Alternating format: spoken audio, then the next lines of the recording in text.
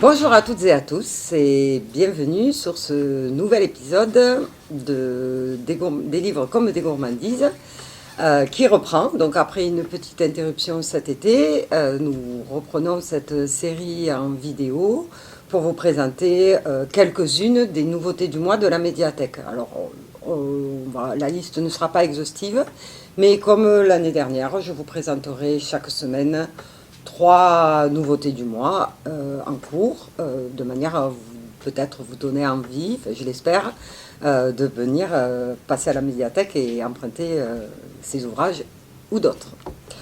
Donc cette semaine, je vais vous proposer 2 romans et un roman policier.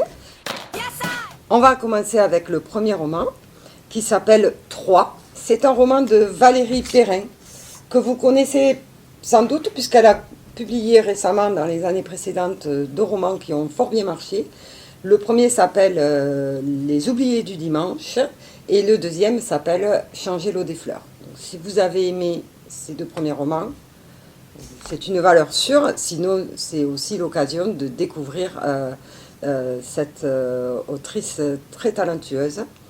Donc là, il s'agit d'un roman sur l'amitié, sur l'amour, mais essentiellement l'amitié. C'est un roman qui va parler de l'enfance, l'adolescence et puis de l'âge adulte, quand on grandit, que deviennent nos amitiés de jeunesse. Un roman aussi sur la complicité, la fidélité, les serments, voilà. Donc nos 3 protagonistes s'appellent Adrien, Étienne et Nina. Ils se rencontrent quand ils sont enfants, à l'école. Ils nourrissent une amitié qui les lie profondément. Ils sont très, très attachés à l'un à l'autre. Et puis la vie continue. On grandit, on devient adulte, voilà, on s'oriente vers un métier. On fonde une famille ou pas, voilà, et les choses changent forcément. Et donc, justement, des années après, ce trio refait surface, va de nouveau être amené à se recréer. Enfin, donc on trouve une voiture au fond d'une rivière, dans le hameau où ont grandi ces 3 personnes. Et une journaliste va essayer de savoir un petit peu ce qui se passe, ce qui s'est passé. Et donc elle va devoir explorer dans le passé de ces 3 amis. Qu'est-ce qui s'est passé? Pourquoi leur histoire ressurgit à cette occasion? Voilà, donc ça, vous le saurez si vous lisez ce livre. Un livre très agréable, avec elle raconte vraiment par le détail. On y est, on se retrouve avec ces personnages, on vit avec eux. C'est une petite pépite, un livre délicieux à lire, que je vous conseille fortement.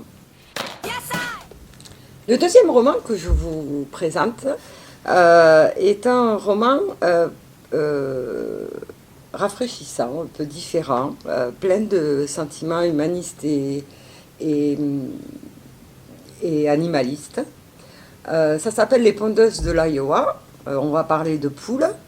C'est écrit par Deb Olin Unfert et c'est paru chez Grasset cette année en 2021. Donc on va y rencontrer Gianni, qui vit chez sa maman à New York et qui décide de partir dans l'Iowa pour habiter chez son père qu'elle n'a jamais connu auparavant. Et puis bon, les années passent assez rapidement et elle va travailler avec une personne qui s'appelle Cleveland, une dame aussi, et elle devient inspectrice sanitaire pour la Fédération de producteurs d'œufs. En fait, Cleveland avait adopté une poule échappée d'un hangar où bon, elle n'était pas bien traitée, hein, une usine à œufs. Et à la suite de cette adoption, elle décide de mettre sa vie au service des poules pour sauver toutes ces poules de mauvais traitements. Donc elle va s'organiser, voilà, donc bon, il y a des associations animalistes de défense des animaux, etc., qui vont intervenir tout au long de son aventure. Et donc toutes les deux, ben voilà, on va raconter un petit peu, alors c'est un petit peu parfois plein d'humour, mais bon, il y a toujours, bien sûr, on l'aura compris, cette préoccupation de défendre la cause animale. Mais voilà, c'est fait avec un petit peu un côté un peu fantaisiste. C'est un roman, comme j'ai dit au départ, rafraîchissant, c'est le terme. Voilà, on sort avec. Il n'y a pas de pathos dans ce roman. Hein, voilà, si vous aimez les animaux, vous aimez les poules en particulier, et si vous avez envie de passer un bon moment de lecture, je vous recommande fortement la lecture de ce roman. Et puis, pour terminer, on ne pouvait pas passer à côté, le dernier roman de Michel Bussy, paru cette année aux Presses de la Cité, donc cette année, qui s'appelle Rien ne t'efface. Et bon, c'est un roman policier, comme à son habitude. Donc là, on va démarrer l'histoire au Pays Basque, à Saint-Jean-de-Luz, avec une femme qui s'appelle Madi, qui est médecin généraliste, et qui a un fils, Esteban. Voilà. Et le jour de ses 10 ans, Esteban disparaît. Donc voilà, il disparaît. L'enquête ne donne pas trop de résultats. La police conclut à une mort, mais sans cadavre, sans vraiment de preuves de ce qui s'est passé. Et la mère ne veut pas y croire, elle croit plutôt à un enlèvement et est persuadée que son fils est toujours vivant quelque part. Bon, les années passent, elle refait sa vie en Normandie, avec Gabriel.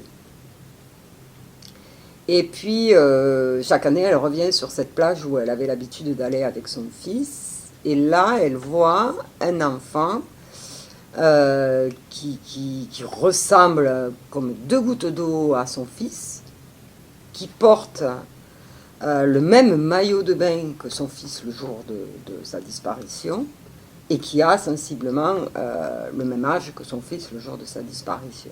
Donc elle est très intriguée, et elle décide de suivre ce garçon qui rentre chez lui après des vacances avec ses parents en Auvergne, donc de suivre cette famille dans ce petit village pour enquêter.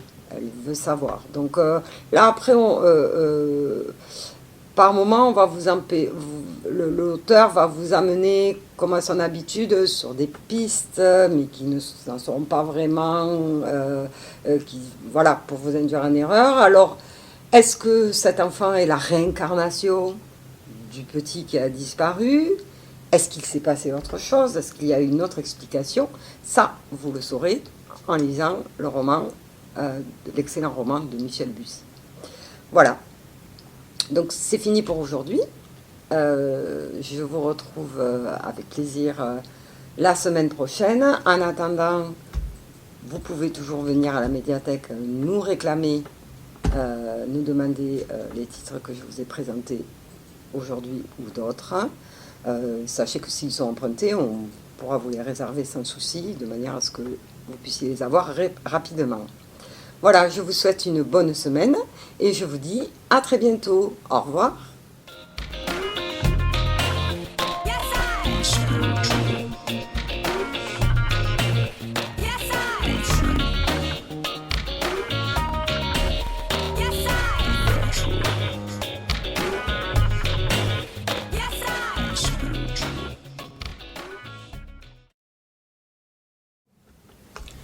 Bonjour à toutes.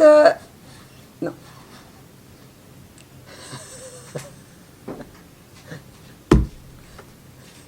c'est parti.